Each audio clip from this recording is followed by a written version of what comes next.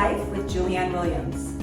I am so excited about our show today. As you know, the purpose of my show is to bring you into my world after recovering from significant hardship, losing my husband and raising my kids on my own, and then rising up in the corporate healthcare world to become the president of a healthcare company.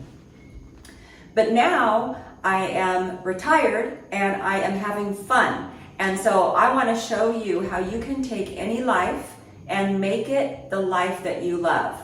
So one of my favorite things to do is enjoy wine and food.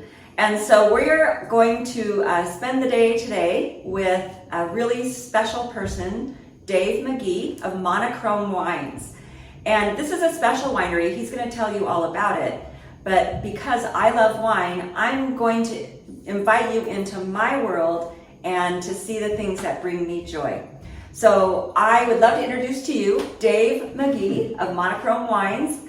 And so Dave, if you would like to introduce yourself and tell us a little bit about this amazing winery. Okay.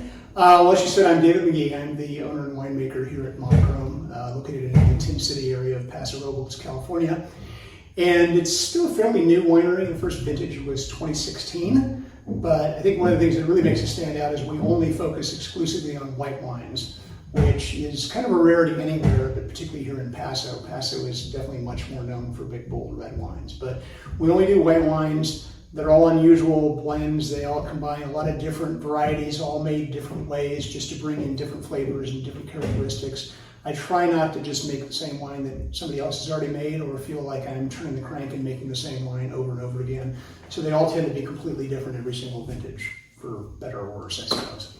I think that's for better, because I think the fun of wine is to be able to learn about the different varietals, the way that you ferment it, and the whole process, and why it's different for each bottle, and how you can drink different bottles and have a totally different experience every time. And I think that's what's fun. And I was telling David before we started that last night my son, who is going to be a winemaker here shortly, like within the next year, he and I were looking at some of the blends that they do here at Monochrome, and they are truly unique. So it's really, really fun today to show you something very different and probably something you're not used to with white wines.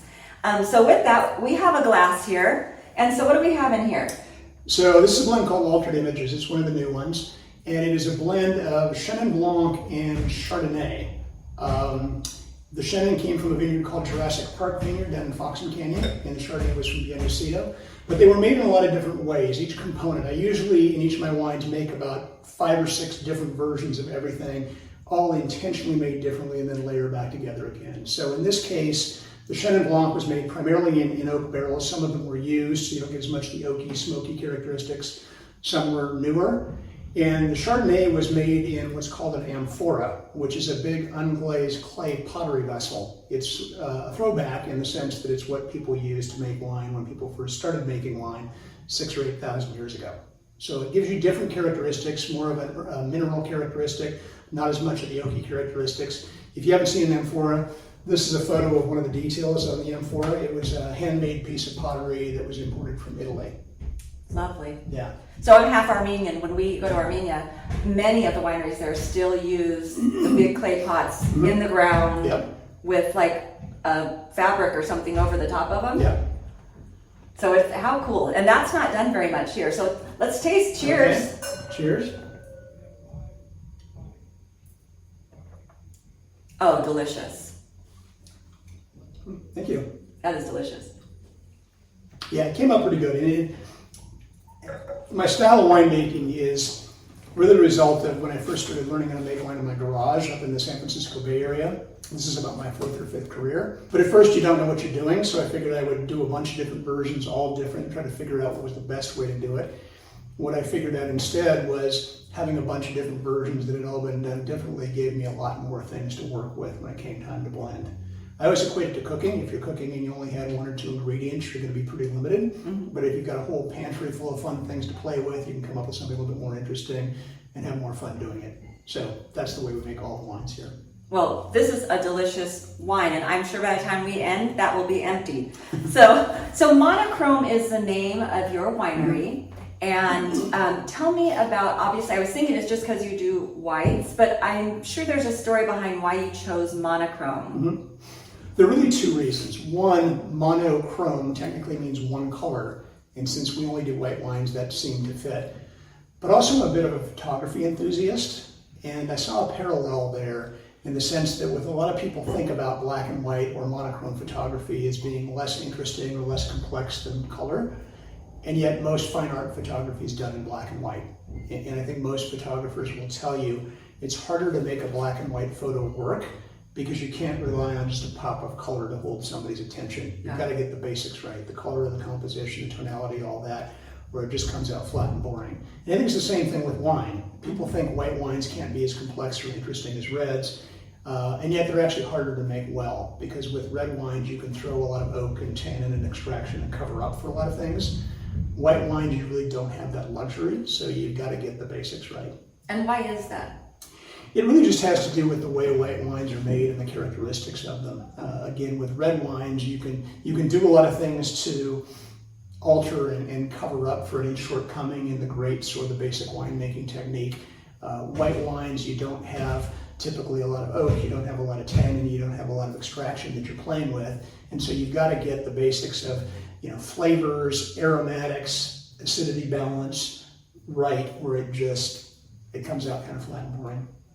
Very fun. And in a few weeks, we're going to have a professor at Fresno State talk to us about aromatics. It's going to be really fun. All right, so that's the story behind the name, and I love the name. Okay, so we talked a little bit about some of the wines. Is there one particular wine or one of your vintages that you are most known for, or that is your favorite? They're all different. They pretty much change completely every single year, and that's kind of intentional. I think most of my customers are kind of along for the ride, and they appreciate that they're going to get something different that they might not have had before or expected. It goes back to what you were saying about how, and I agree with this. If I had to drink the same wine every night, I'd get bored with it, even if it was a great wine. And so I do try to give people a broad array of different things. So really, there isn't one that is kind of the flagship. They're all pretty equal.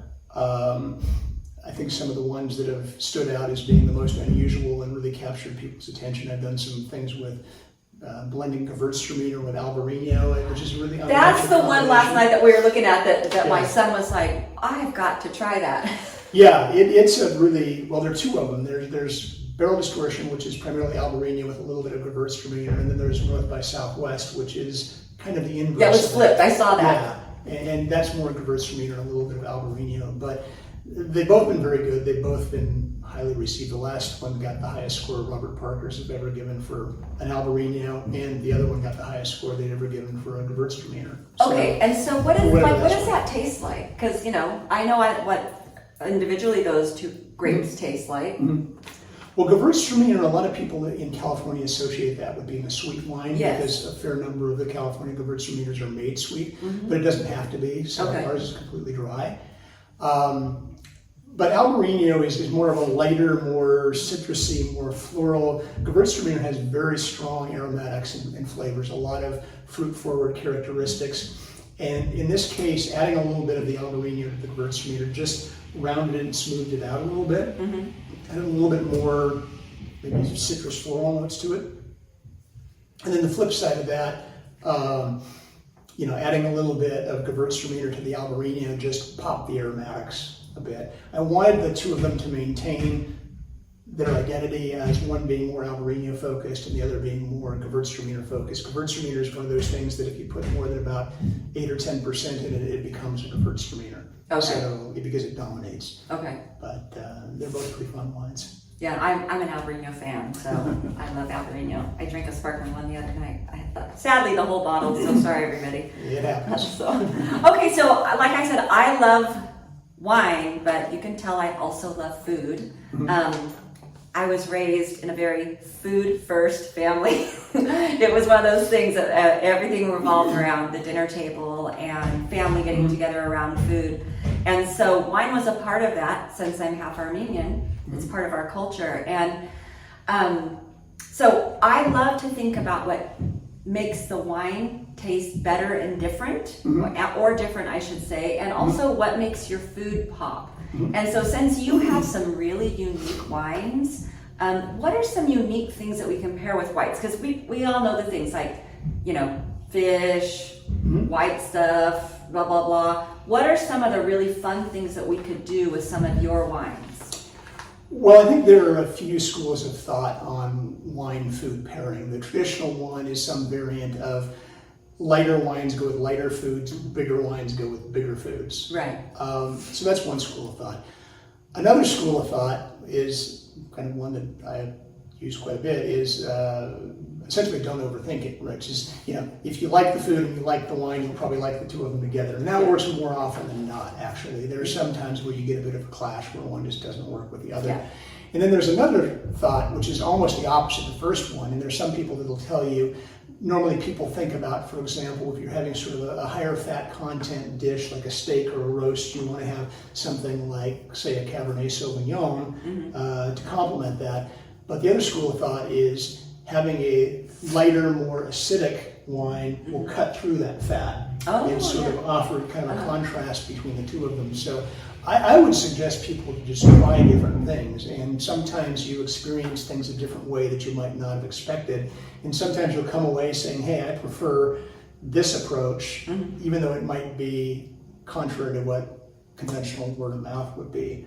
But I think going back to these wines, I try to make a range from lighter to more full-bodied, and part of that is, for a lot of people, it depends on the situation. You know, the time of day, the time of year, and what food you're pairing it with. So I make lighter wines a little bit more acidic and crisp. I make others that are more rich and full-bodied. But I think generally these wines are all pretty versatile because they avoid the extremes. None of them are extremely acidic. None of them are the big buttery oaky California Chardonnays. But I think the lighter ones I would go with, you know, maybe like a nice salad, lighter seafood perhaps. As you start getting a little bit more richness, you can work into things like lighter chicken dishes, salads with more bits and pieces in them, seafood, scallops, shellfish, and then getting into light pork dishes and even a light steak dish would work well with a lot of these more rich wines. So when thinking of your wines, because you know, you said you kind of run the gamut, and that's, I think, people are used to that with red wines, but not with white wines. Right.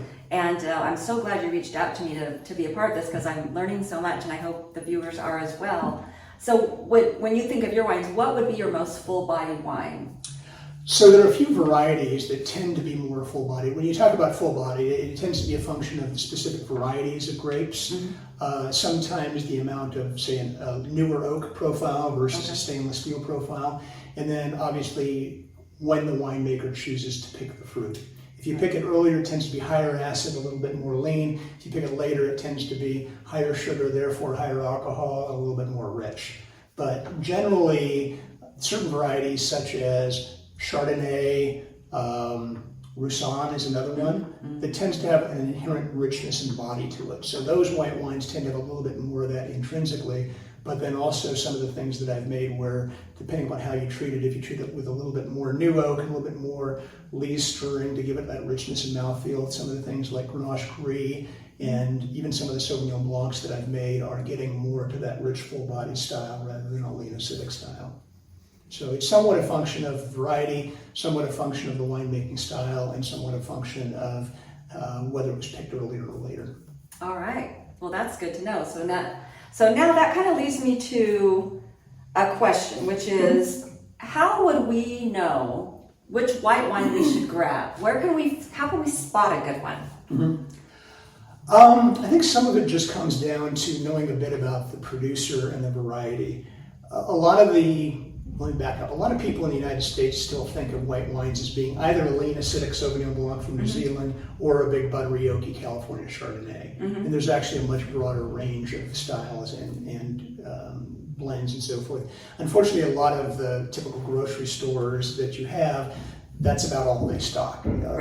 Wines like that and maybe a Pinot Grigio or something like that. So I would say if you're looking for really good white wines, probably go to a designated wine store where they have some people that really understand the wines and the particular wines that they carry. and describe what you're looking for. You know, if you're looking for maybe a more rich, full-bodied wine, or a lighter, more lean, acidic wine, or if you just want to take a flyer and say, hey, I'm trying to learn about wine, I want to get a range of different styles that will expose me to a little bit more than what I've experienced so far, what have you got? And they're usually happy to tee you up with a few suggestions on that. You know, if you don't have a good wine store nearby, then you can probably do some research on the internet and then go down to your local liquor store or department store or grocery store and see if you can pick out some of the things that you've found online. Those would be my suggestions. And certainly if you come to wine country, people here are really good at recommending where you should go next, because we all understand nobody comes here to buy all their wine from one producer. Right. So if someone comes in and says, hey, I'm looking for this kind of a wine or this sort of an experience, most of the people will say, well, here are a handful of places that I know about that might fit the bill for you. And I think in Paso, it seems like everybody supports one another in their success, because I think we also know that, like I said, I like to have a different wine every day. Yeah. And so I like to have lots of different varieties. Mm-hmm. And then also, it's just that we all have different palates. Right, absolutely. So what I may like, you may not like, Mm-hmm. and vice versa.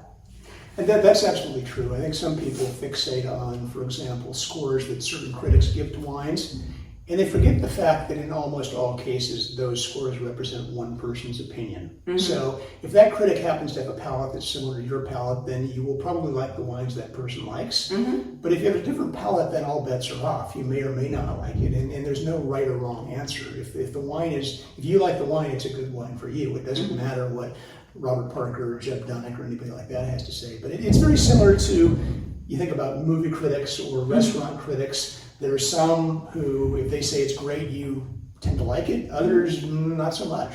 And it's the same thing with wine. So I would say trust your own judgment and don't let anyone tell you that, that the wine that you like is not a good wine.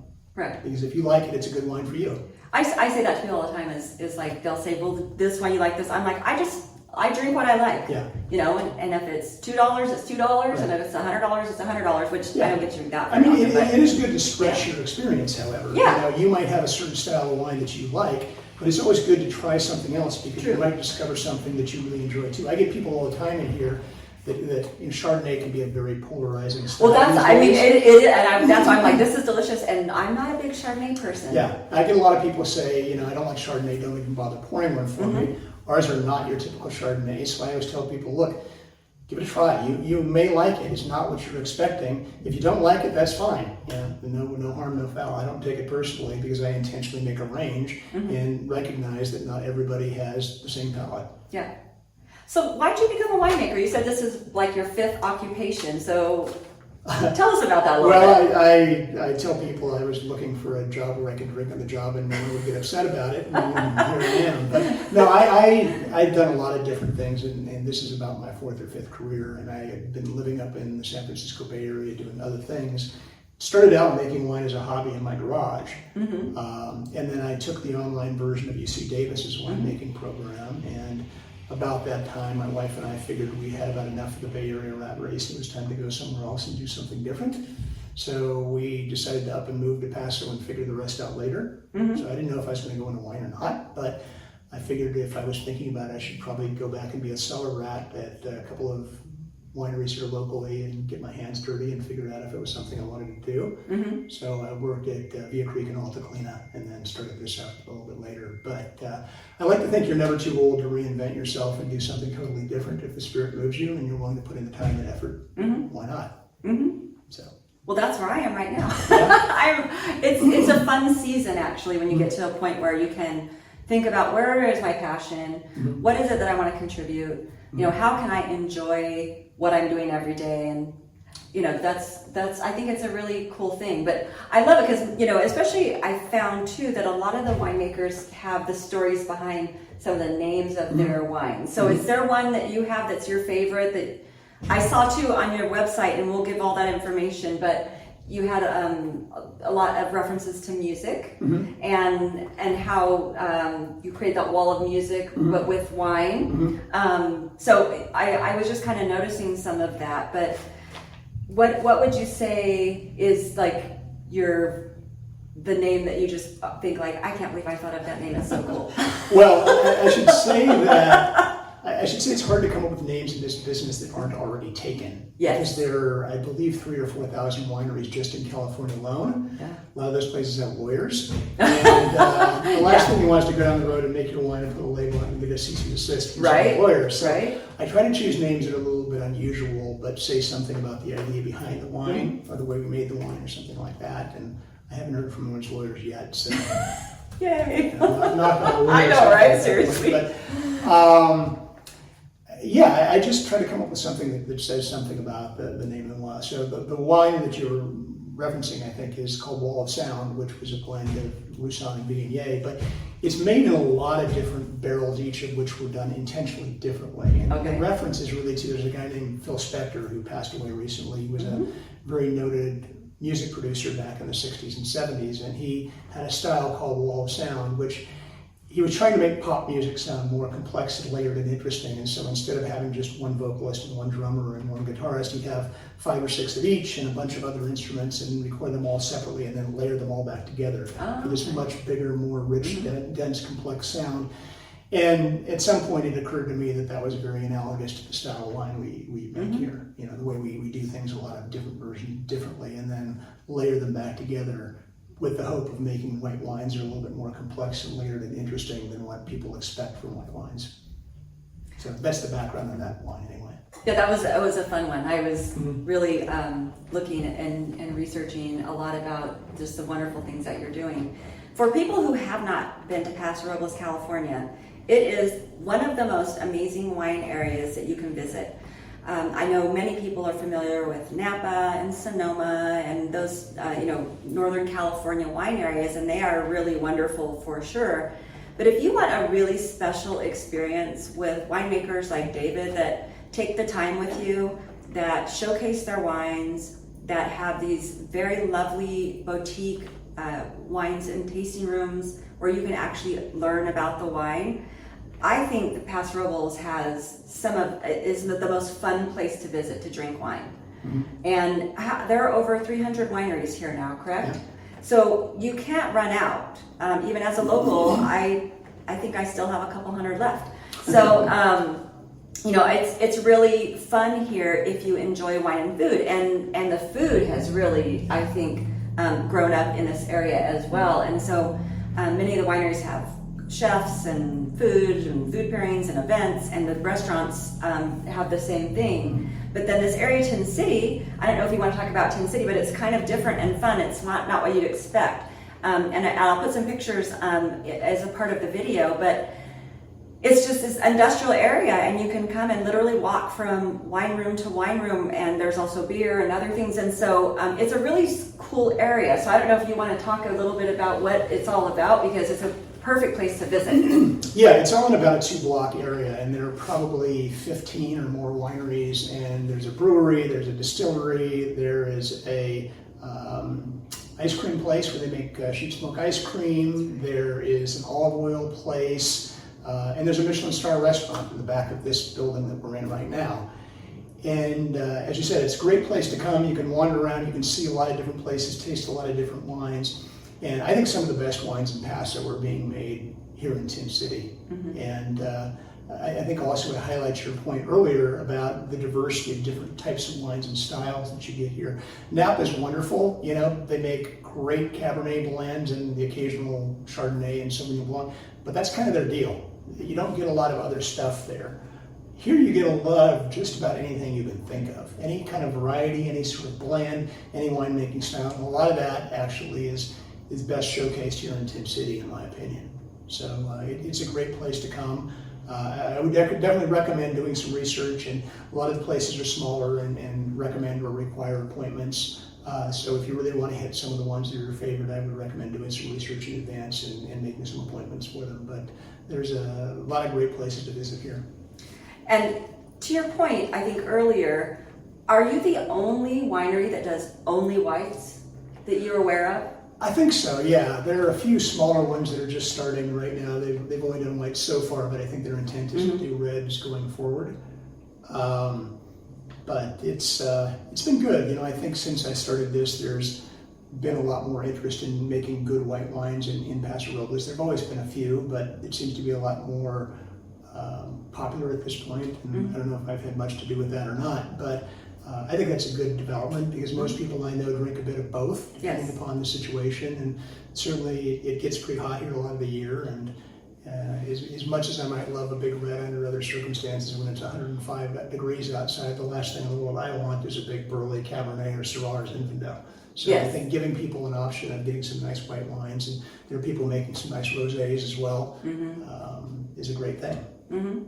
Yeah, and some sparklings too. Yeah, really some of those. So it's such a fun area, but I really thought this was a special winery for us to visit because, like you said, it is almost summer, and so it is going to be time to sit out at the pool and have some vino while you do that. And sometimes those big heavy wines aren't the best for that in terms of enjoyment.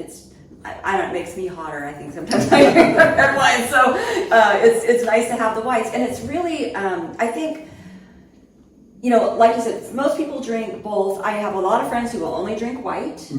And it was very fun to learn about some of the different ways that you're making this wine that is it is complex. And it's just delicious. And so I would encourage all of you to look on David's website, and we'll link it all below, but it's monochromewines.com. Correct.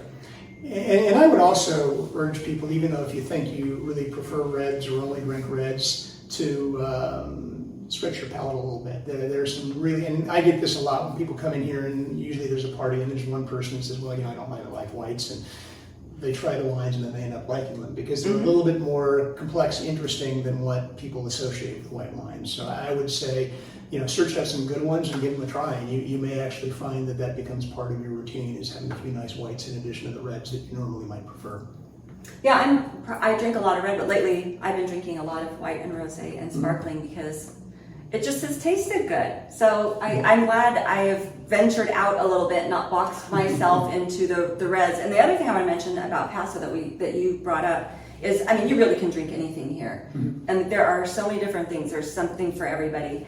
But really, again, I thought this was a really special winery that you've put together with the whites and, looking at all of the things that you do. It's just really unique. And so that's why, like I was asking, unique food pairings. So again, I think our advice from the winemaker is drink what you like. And so that's easy for me. Yeah. So any last words before we finish for today? No, I don't think so. I would second the drink what you like, but I would add on, but occasionally stretch your palate a little bit and try new things because, life's too short to just do the same thing over and over again. And whether it's wine or food or whatever, occasionally push your boundaries a little bit and try something new, and you might surprise yourself. Okay, and then my one last question for all of my guests is, because I'm sharing how I stepped back into my life after tragedy. How did you step into your life? What's something that you could share with the viewers that really pushed you forward to a place of contentment?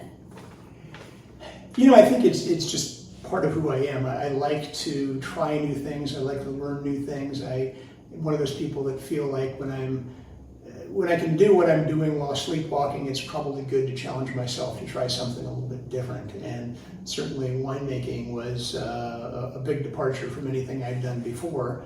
But I enjoy the process of learning and trying new things and developing new skill sets. And who knows what I'll be doing 10 years from now? I don't know. But I think that's part of the journey of life, is trying new things and, having multiple chapters in your own personal book, so to speak. Yeah, it goes back to like stretching your palate. It's the same thing. So stretch your palate, but do that in all areas of your life. So again, thank you for hosting us today. I hope that all of you enjoyed learning about some really cool white wines and learning a little bit about what winemakers do, sort of how they think, and a little bit about what it looks like to explore different types of wine, to think a little bit about different types of food, and then also just to find different things. And it doesn't have to be drinking or food, but really about finding things that bring you joy And so when we find things that bring us joy, it allows us to shift into a place where we can find happiness more than we can find pain. And my goal for my life and my goal for your life is that you find more peace than pain. So thank you for being with us today. Thank you as we step into your life.